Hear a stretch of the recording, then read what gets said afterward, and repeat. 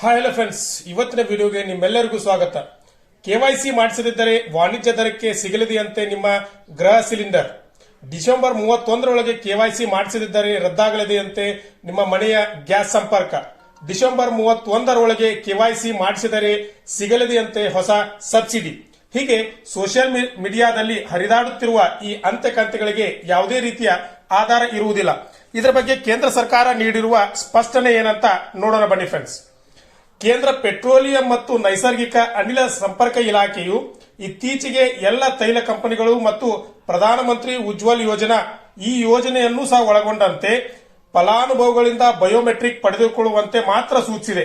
ಆದರೆ ಈ ನಿಟ್ಟಿನಲ್ಲಿ ಯಾವುದೇ ಅಂತಿಮ ದಿನಾಂಕವನ್ನಾಗಲಿ ಸಹಾಯಧನವನ್ನಾಗಲಿ ಈ ಕೆವೈಸಿ ಮಾಡಿಸದಿದ್ದರೆ ಏನಾಗುತ್ತದೆ ಎನ್ನುವುದಾಗಲಿ ಯಾವುದೇ ಮಾಹಿತಿಯನ್ನ ಕೇಂದ್ರ ಸರ್ಕಾರ ನೀಡಿರುವುದಿಲ್ಲ.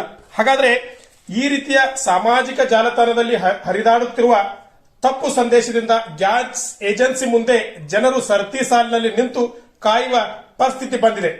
ಆದರೂ ಇಲ್ಲಿ ನಾವು ಗಮನಿಸಬೇಕಾಗಿರುವ ಅಂಶ ಏನೆಂದ್ರೆ ಸ್ನೇಹಿತರೆ, ನಾವೆಲ್ಲರೂ ಕೆವೈಸಿ ಮಾಡಿಸಲೇಬೇಕು. ಆದರೆ ಅದಕ್ಕೆ ಯಾವುದೇ ಅಂತಿಮ ದಿನಾಂಕವನ್ನಾಗಲಿ ಮತ್ತು ಯಾವುದೇ ಹೊಸ ಸಬ್ಸಿಡಿಯ ಬಗ್ಗೆ ಕೇಂದ್ರ ಸರ್ಕಾರ ಯಾವುದೇ ಪ್ರಕಟಣೆಯನ್ನ ಇಲ್ಲಿಯವರೆಗೆ ಹೊರಡಿಸಿರುವುದಿಲ್ಲ. ಇದಾಗಿತ್ತು ಫ್ರೆಂಡ್ಸ್ ಇವತ್ತಿನ ವಿಡಿಯೋ.